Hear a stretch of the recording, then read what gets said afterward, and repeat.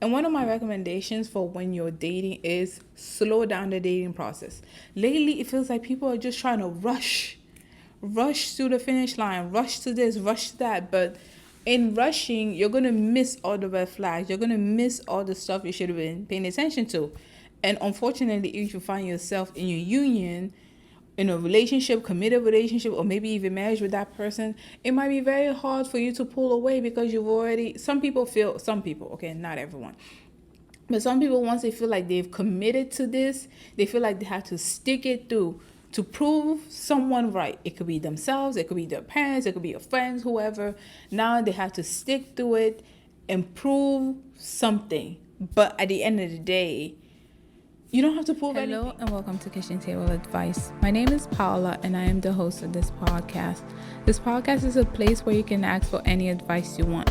It can be relationship, both platonic or romantic, career advice, or life advice. I wanted to create a space where people could ask questions without fear of rejection. I can't guarantee it'll be good advice, but I can guarantee there'll be no shame on my end. Your name will be anonymous and your identity will always be kept a secret. This is not professional advice, and I am not a licensed therapist or psychologist, and you are under no obligation to take this advice. Just think of this as advice you would get from a close friend on a kitchen table. So, let's begin. Hello, my wonderful gems. How are you? I hope you're doing amazing. If you're a new gem, welcome. If you're returning, hello, what's up? How's your week been? And as usual, we'll just jump into the first story of the episode. So the title of this first story is, it's kind of a lot from the title, but the title is, He Came On Strong and Then Blocked Me Just as Quick. How do you tell yourself it's not you? It's not you. He sounds like something that needs to be. You know what? Let's just dive in. Last year, a cute guy, a 35-year-old man, added me, a 36-year-old woman, on Facebook. I realized we're both into the same type of music. We're both going to a big festival in a few weeks, and I saw him posting about it. I liked his post on his story the other day and said I will be there too, and that sparked a conversation. He was pretty forward in his messages, saying we should definitely meet up, we should hang out, and I could join the group, etc. He also made comments about having quote-unquote a reason to visit the city I live in and me coming to visit his city. I thought he must be cool and just open. I can roll with that. He was doing the usual good morning text every day. That sounds like love bombing. But let's just continue. He was doing the usual good morning text every day to me, parentheses, which I am not a fan of the good mornings from a stranger. It becomes expected. The other day, we were messaging about something, and I noticed he never responded.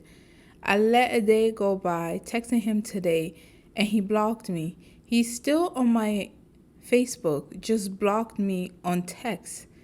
I went through a breakup last year, and I've just been depressed and felt happy someone was giving me attention. And now I feel so flawed. Dating is so painful. How do you develop tougher skin? I'm just going to jump into the advice. I don't think we really need to take a break, but I don't think this is about developing tougher skin. This guy sounds like he's a lot. I know as women, of course, everybody likes to be romanced. It's not just women, okay? Men also like to be romanced. Like, people like romance and giving them attention. People like it when other people, whether they're a guy or a girl, seem like they're interested in them. And it seems like this guy was just love bombing you. To be honest, it seemed like he was love bombing you, and manipulators or narcissists or whatever they're called nowadays. I don't think everybody called a narcissist is actually a narcissist, but there is a game plan to it. It's love bomb, then retract, in hopes that that person latches on. Don't fall for it. To be honest, don't fall for it. It's like, and you didn't lose anything. It's not on you, okay? It's not on you. To be fair, this has everything to do with what type of person he is and how he chooses to live his life. if he's gonna, it's just all around, it's just weird. I think it's weird, but you know, if that's what you're into, wait, let me not say that. I don't think this is healthy. Let me just say that. This doesn't seem like it's really healthy for you just met this person on social media nonetheless. So you guys have never met in public. And he's expressing all these stuff to you, talking about you should come to his city. It's like, it seems like it's a lot too fast. And one of my recommendations for when you're dating is slow down the dating process. Lately, it feels like people are just trying to rush to the finish line, rush to this, rush to that. But in rushing, you're going to miss all the red flags. You're going to miss all the stuff you should have been paying attention to. And unfortunately, if you find yourself in your union, in a relationship, committed relationship, or maybe even marriage with that person, it might be very hard for you to pull away because some people, okay, not everyone, but some people, once they feel like they've committed to this, they feel like they have to stick it through to prove someone right. It could be themselves, it could be their parents, it could be your friends, whoever. Now they have to stick to it and prove something. But at the end of the day, you don't have to prove anything. You rushed into this relationship. You rushed into this situation because of XYZ or 1, 2, 3. It could be because of loneliness. It could be because, like she mentioned, she had a tough breakup and she just liked getting that attention, which is completely normal. There's nothing wrong with getting attention. People may make you seem like there's something wrong with you because you're trying to get attention. Absolutely not. There's nothing wrong with that. Excessive attention, yeah, something could be said about that, but at the end of the day, we are social creatures. We like getting attention from other people. We like it when other people validate us, and that validation can make you improve. An example is a writer or an artist or a painter who is validated through their music. Now they feel emboldened, like, okay, so this is something I'm potentially good at. They might go out into the world and make even more music or train or better their skills or whatever, or anything. But again, using that same example, if they're not validated for their skill, they're told they're crap, they're told that this and that they bring no word, they may not continue it, they may not pursue it, they may not better their skills. And I feel as though there's a lot going on in the world right now. And as much as I always preach here, you should be validating yourself. You cannot rely on external validations. You cannot rely on other people validating you. You should be validating yourself. And if you've been here for a long time, you already know, I always tell you guys, your 20s are your years of exploration. Even if you're 30, like, it is critical for you in this time period to actually know yourself so that you can validate yourself. Most of the time we seek external validation or other people validating us because we don't know ourselves. We don't really know what we like. We don't really know what we dislike. We're just exploring, which again, there's nothing wrong with that. Exploration and discovering new ideas and discovering new things and adapting is literally embedded in the DNA of human beings. You exploring is perfectly natural, perfectly normal, nothing wrong with that. However, in that exploration, you need to find out what you like. You need to find out what you dislike. You need to find out what is critical to you being you. What do you gravitate towards? Even if other people don't like it, what about this thing do you really like? And you can't give up on that because everyone else is saying this and that. And then we get all caught up in the noise of society and we forget what we're meant to do. We forget the core of our being or our soul or whatever you want to call it. We forget who we're meant to be, and we get caught up in the ups and downs, in the pomp and circumstance, in the whatever of the world. And we slowly start to lose ourselves, which is why I tell you, in your 20s, explore. The world is your oyster. Just go out there, try new things, do new stuff, meet new people, meet people from different cultures, do everything as much as you can. And in that exploration, trust me, you will find yourself. And once you have a strong sense of self, you don't have to rely on anybody validating you. You don't have to rely on anyone saying, I like this, or I like that, or I don't like this. It doesn't really matter. At the end of the day, it will not matter because you are rooted in yourself. You know exactly what you like. You know exactly what you dislike, and you basically tune out the noise of society. And in that tuning out, there's a lot of power in that tuning out, which is why I tell you guys to always do that. So how does that relate to what is happening at hand? I personally think that as much as there's nothing wrong with adoration, praise, celebration, or people on the outside validating you, your first champion should always be you. Your first cheerleader should always be you. Your first coach, the person who should have your back more than anyone else, including your family, including your mama, including your partner who is so amazing, the best thing at the sliced bread, whatever. You should be the person cheering yourself on. It all starts with you, and it's gonna all end with you. So that when you do break up with someone who is amazing, because yes, sometimes there are good relationships that for some reason the two will split up. And it's not necessarily because something bad happened. It's just things came about. They couldn't continue life together and they decided to part ways. There's nothing wrong with that. But in our world, when that happens, it's like, oh my gosh, you have to start freaking out. What is wrong with me? There's nothing wrong with you. It just meant that you and that person are not meant to be, and that's fine.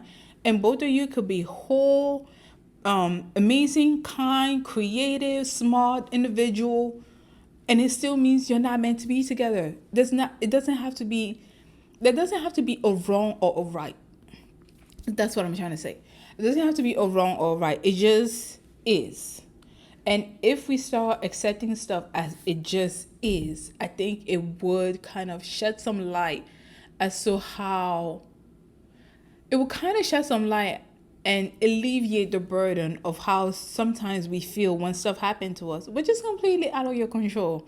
You can't control someone breaking up with you. So going back to the thing, I understand how if you're in a similar situation as her, you want the attention, you want the validation, you want someone to, basically be there for you, listen to you, especially given the fact that she has a similar hobbies with this guy. So she probably thought, it's the saying I read in the books, where this is typical of girls who are friends together, that sharing alike, some women, well, most women, some people have this in their mind that sharing alike means we're one step from being alike. So if you and I like, what's a good example? If you and I like reading certain types of books, it could be niche book or popular books or whatever. Or we like listening to podcasts. Yes, let's make it podcast related. If you and I like listening to podcasts and we like listening to similar podcasts, you may start believing that we're closely related because we have this certain like together. It's like, oh, you and Paula like listening to podcasts. So that means that maybe if you have another hobby, like you like listening to podcasts, and on your weekday or on your way to work or whatever free time, or if you're cleaning your house, you like listening to podcasts then. And then let's say on the weekend, you like getting with your friends and you guys play a sport or you play basketball or whatever. So because you met me and you're like, I like listening to podcasts and she likes listening to podcasts, then that must mean she may also like playing basketball. I suck at sports. Okay. Yeah, I suck at sports, but that correlation may bond in your mind because we share this like, and you might think because we like this, we are also alike in this arena. And honestly, this is actually how most people play themselves when they're dating. Let me explain. Like in the beginning, most people tell me, oh, we have these amazing hobbies. We have this thing in common. He likes doing this. He likes doing that. He's into this and he's into that. And I'm into that. And they think that because they share those likes in that one arena, it also translates in another arena of them. And then they get completely taken aback or surprised when the person, quote unquote, shows their true colors of, yeah, I may like A, but I don't like B. Because guess what? People are complex. And in the same breath, we tend to project. Especially when we like someone, we tend to project all these amazing qualities on them. And we tend to project X, Y, Z and 1, 2, 3. This is why I tell you, do not rush it when you're dating. whether you're a guy or a girl or whatever in between. Don't rush it when you're dating. This is if you want a like exclusive, committed relationship. Now, if you don't, you just want to play the field, by all means, hit it and quit it. I'm not going to judge you for that. But if you want a committed relationship, you cannot rush the dating process. It's literally a requirement for you to never rush the dating process. I don't care if you guys have 10 similar hobbies. It does not mean they might be the person. It does not mean they're the person for you. I don't care if you guys have 100 things in common. It doesn't mean they're the person for you. This is why you need to carefully observe people.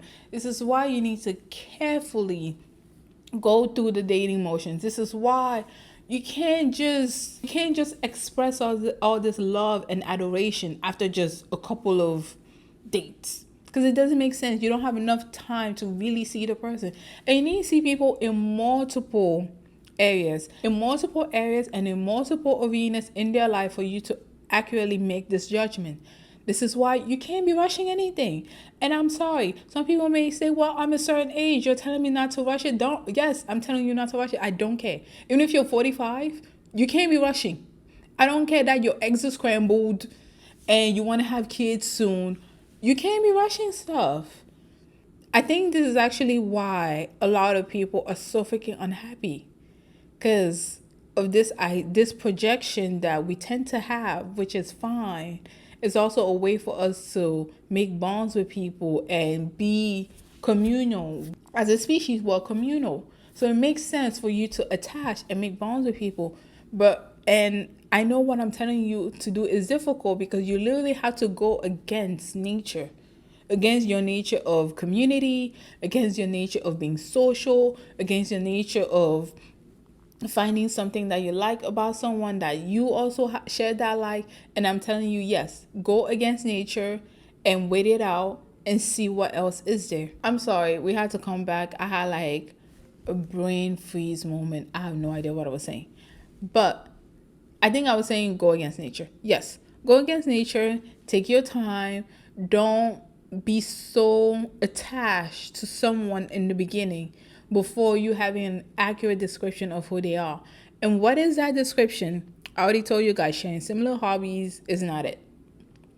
So what is that accurate description? This comes with sharing similar values, sharing similar beliefs, and communication style, especially when during arguments. I think this is what some people also go wrong. They don't know how to communicate during arguments. Some would just shut down. Others would talk off a wall.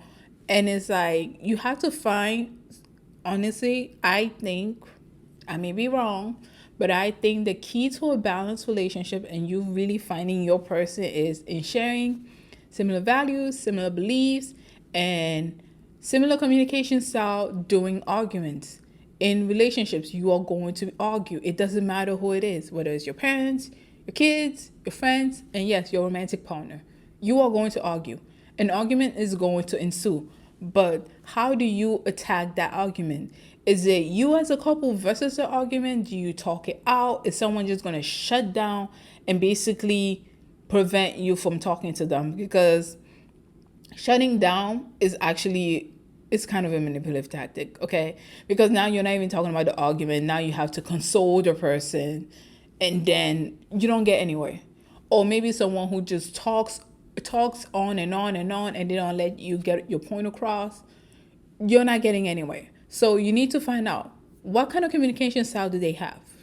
That's first, during an argument. Second, what kind of values and beliefs do they hold? It's very difficult for you to have a deep bond. This is even in friendship. It doesn't have to apply romantically. It's very difficult for you to have a deep bond with a person whose values and beliefs are completely different than yours. Now, if they're willing and they're open to learning, or if they're willing and open to compromise, that's a completely different topic. But most of us have very strict and direct values and beliefs, whether we like to or not, including people who are open-minded. Most of us have direct values and beliefs. We believe in this, we believe in that, and some of us, unfortunately, don't even know what those values and beliefs are. But most of us do, and whatever our values and beliefs are, we tend to stick to them, and that tends to build the core of our friendships, of our family, or everything else. That's why it's very important when you're pursuing someone romantically, it's not just about your hobbies. Matter of fact, you can have different hobbies, and people may look at you may have different hobbies, and people may look at you as an unlikely couple, but you probably get along very well with that person because you have a similar set of values, a similar set of belief, and a similar set of communication during an argument. Those are really the foundation of a good relationship. I call those the engine. The engine of a relationship. The hobbies are more like the exterior or like the paint job, but like what is really going to keep your relationship moving, the engine are the values, the beliefs, and how you communicate during an argument. And I don't think these questions are really asked when people are dating. Most people just ask hobbies, hobbies, hobbies. And they think that just because you share a similar hobby with someone means that that is a person for you. It's not. I'm here to tell you it's not. But how does that relate to the thing? I think that she needs to focus on herself. She needs to find out what type of person she was before the relationship, and then after. This is some guy you met on Facebook. You guys have similar hobbies. He showed you adoration and affection, and now he started ghosting you. To be honest, I don't think it should affect you that much, but I understand why it can affect you. I just don't think it should affect you to the point where you're writing in asking about getting tougher skin. It's just, if you're in a similar situation, or if this is you, my advice would be focus on yourself. Find out what you like, find out what you dislike, identify what your values and beliefs are, and how do you communicate during an argument. And just know that when someone does something like this is usually a manipulative tactic, and 10 times out of 10, this is not even 9 times out of 10. 10 times out of 10, it's not your fault. Because he seems as though he's love bombing you. He seems as though he's playing games. He's blocking you on text, but not blocking you on Facebook. It's kind of like playing this childish game of, I'm mad, but I want you to come chase after me. Because if he was really upset with you, he would have blocked you on every platform and you will have no way to contact him. But he's blocking you on text, but not blocking you on Facebook, so you can reach out to him and he can have whatever sick fantasy he wants to have in his mind. This is disgusting. This isn't just for men. Women do this as well, okay? Don't get, honestly, when you see the game, just disconnect from that person and move on. And you won't have to write why you need to develop tougher skin. These people are not worth your time or your energy. They are literally like, I call these energy vampires. This is an energy vampire or an attention seeker. They give you attention so that in return you can shower them with praise and adoration, and you think back to that time when they were a great person. They were never a great person. This is all selfish. This is calculative, selfish, and honestly, it's not even that smart of a strategy. Gosh, disconnect. If someone does this in your life, completely disconnect. Matter of fact, if he didn't block you on Facebook, you go block him and show him just who he's really dealing with. We're not dealing with kids in 2023. Adults, listen, kids in adult bodies are not to be dealt with in 2023. We're moving on past this, okay? This is a 35-year-old man who is trying to be manipulative, who's trying to be a narcissist, a really bad one at that. Please stop it. That's my advice, and summary of that advice, because I think I rambled on for so long. My summary is this. If this is happening in your life, here's a quick summary. Block that person. If he's only blocking you on text but not on Facebook, please do him a courtesy to block him on Facebook, block him on Instagram, block him on Tumblr, Twitter, whatever. Block him everywhere, okay? And then focus on yourself. Obviously, you just went through a breakup last year. I don't know if you've gotten past that or not. Breakups do take time, and I do encourage you guys to Feel your feelings. Always feel your feelings. But after a breakup, it's also good to take inventory of what were the good and the bad stuff in the relationship. How did you contribute to the relationship? And how did your partner contribute? What aspects of your partner did you like or dislike? And that can kind of help you build a foundation of what type of person, men or women, to avoid or let in your life. That can also help you in building your boundaries, because some people don't know where they should start with their boundaries. Usually, just look around you. If you don't like how someone's treating you, write that down as a boundary. All right? But yeah, so that is my advice. You don't really need to develop self-esteem. You just need to disconnect from these vampires and move on with your life. Okay. That was long. So we're going to take a quick break right now before jumping into our second story of the episode. All right, we are back, and the second story seems quite interesting, but I guess you'll be the judge of that. All right, so the title is, I asked this girl out, and I was sincere about why I wanted to see her. What should I have said instead? Alright, so I am a 29-year-old man, and I met this woman, a 31-year-old woman, at a friend's birthday party and asked her if she wanted to give me her number, and she did. After a couple of back and forth texts, I asked her out for a cup of coffee. This is how it went. This is her. Also just confirming this is just a friendly thing, right? Me, I find you interesting. You have a good sense of humor, and you have an edge of adventure, which I like. So I would like to get to know you better. Also, I've never met a Swiftie before. I think that's a Taylor Swift thing. I think so. Anyways, after I said that, she didn't respond. I was hoping for her to set it straight, whether she's looking for anything or she just wants to be friends. Either would have been fine. It just pains that I have been open with her about why I wanted to see her, and she hasn't said anything on it. People would say something in this case, and she hasn't, and that's just confusing me. That's just confusing me. Should I be persistent or just let it go? Wow. This is gonna be very short. To be honest, I think she was telling you this is just a friend thing, but some women, and I don't blame them, I do this sometimes. It's like, anyways, some women have this roundabout way of telling you stuff and then end it with, right? As in, they want you to validate that or make the decision. She was telling you this is just a friend thing. I understand how the right might have thrown you off. Some of my guy friends are like, what the heck is she mean? And I have to translate. I have to translate woman talk to them. Okay. From what I believe, I think she was confirming that she just wants to be friends. And from what you wrote, it made her question stuff. Because she said also just confirming this is a friendly thing, right? Honestly, she should have just said this is a friendly thing. And I think you would have known that she just wanted to be friends. But I understand how that right may have thrown you off. I talked to some guys and that throws them off. So I think that's where you went. You didn't understand what she was saying. And then by what you said, you find her interesting. She has a good sense of humor and she has an edge of adventure, which are all nice traits. And I think that would have been, which I like. So I would like to get to know you better.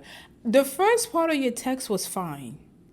But then the which I like and I would like to get you know you better, it's like, do you mean friends or do you mean romantic? Because she's kind of telling you she wants to be friends. And now you're coming with this. You find her interesting. You think she's adventurous. She's humorous. She's probably a great conversationalist. Most men, usually when they're heterosexual, say that when they're interested in someone romantically. So I think after her text, you should just verify, yes, this is a friendship thing, and left it at that. But you went on this, I don't want to call it a long tangent. It's a sweet text, okay?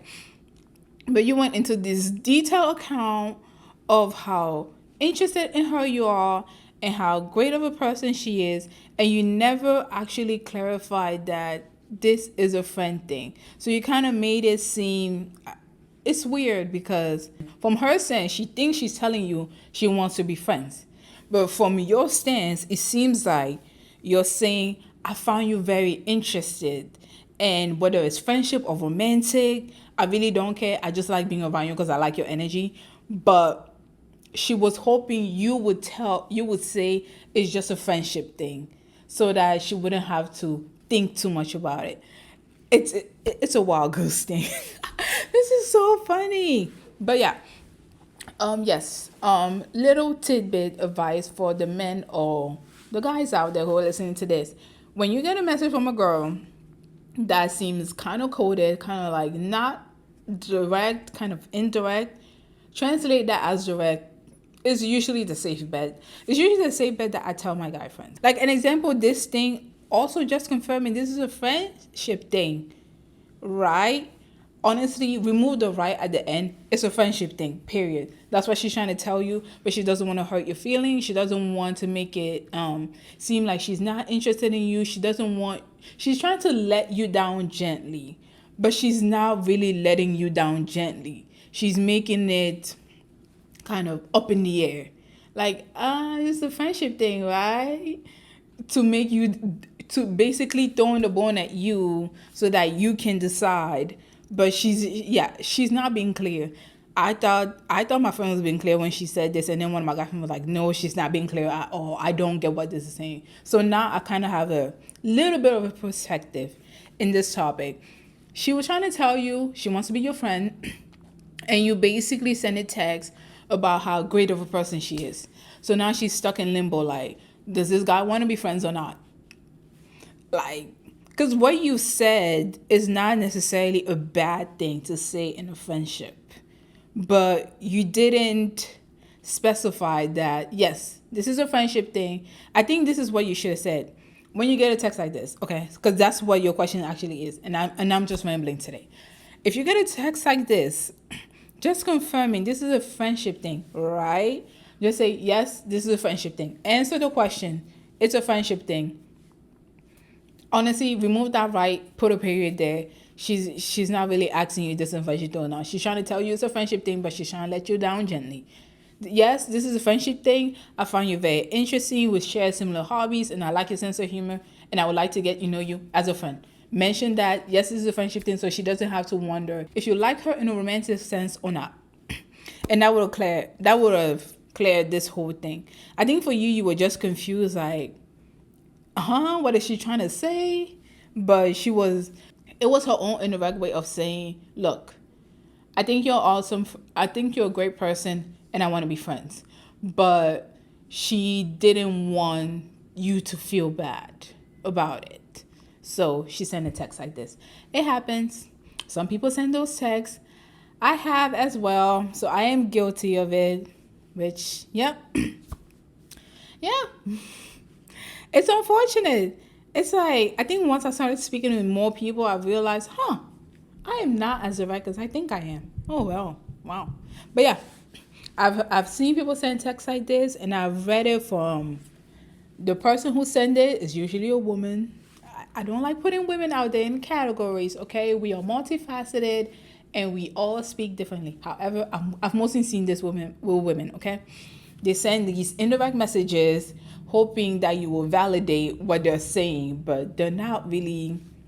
But then if you mistranslate it, they're going to get mad at you saying, but I said we're friends. But it's like, but you didn't. You didn't make it clear at all, which I get it because of how women are socialized to be pleasant, to be nice, to be da-da-da, take everybody's feelings into consideration and not our own. So I get where it comes from. But then I've also seen it from my male friends side who are like, what is she saying? I don't get it. I don't understand. And basically I have to tell them, she's trying to say this. Don't remove the question, remove the right at the end, remove the I can do this or I cannot do this. Because some people, I think another example of this is, I feel really bad about doing this. Oh, what would be a good example? Oh, another example would be, I think one of my friends sent this to another friend. I don't like putting people's business out there. But it does give you clarity as to how some people send texts. So her friends were trying to have a party and she was trying to study. So she was like, I don't really want to be a B, but I have an exam tomorrow. But it'll be cool if you guys still throw the party. Obviously, it's not going to be cool if they still throw a party. Her point was to say, look, I have an exam tomorrow and I need to focus. Can we please postpone to the party to another date? But no, she was like, I don't want to be a bee, or I don't want to sound bad, but I kind of have this thing happening. But it'll still be cool if we go on with the parties. And then the friend was like, oh yeah, okay. Well, she's fine with it, so let's just go on with the party. And then she was mad. I was like, but you never said you would be mad. You never said that. But in a sense, I also get it. I get it. It comes back to how we're raised. How we're raised as girl and boy, women and men. Unfortunately, we don't get the same upbringing. I think it's unfair, but we don't. And it leads to this whole miscommunication on how maybe a certain way of communicating may be more pronounced in one gender. I don't think every woman speaks like this, by the way. So don't take this and try to apply it to every woman or girl. No, not everyone speaks like this. I've spoken to women who are very direct and they know exactly what they want. And I love those women. They're great. I think this is how some ways of communicating are more prevalent in one gender and not prevalent in the other. And we tend to miss each other because we're not saying what we mean. Because we think that if we're direct, we're going to appear as the B word or insert the derogatory term here that people have developed for women who are independent, self-sufficient, and know exactly what they want. So I get where that comes from. But in this context, she was trying to tell you she wants to be your friend, and you went on this text saying she's an amazing person, she's great, and you guys share similar hobbies, but you never specify if you wanted to be friends or not. That's why she didn't respond, because she probably kind of feels awkward and she doesn't know what to say. She's like, in her head, she might think, I told him this is a friendship, but then he's texting me this great thing, which honestly, friends can say that. But I think if you would just specify, yes, this is a friend thing, I think you're interesting, the same thing you said, but just adding, yes, this is a friend thing would have confirmed everything. But yeah. Okay, so that is it for this week. Thank you so much for listening to this episode. Please let us know what you think in the comment section of our YouTube video. Or if you're listening to this on Apple Podcasts or Spotify, then please let us know what you thought in the review session. And by the way, you can leave us a 5-star review while you're letting us know what you think. Another way of reaching out to us is through our email, which is kitchentableadvice@gmail.com. That's where we get some of our stories and our business inquiries. And our business inquiries. All right, so thank you so much for spending your Sunday with us, or any day you're watching this or listening to this. And we'll see you next week. Bye.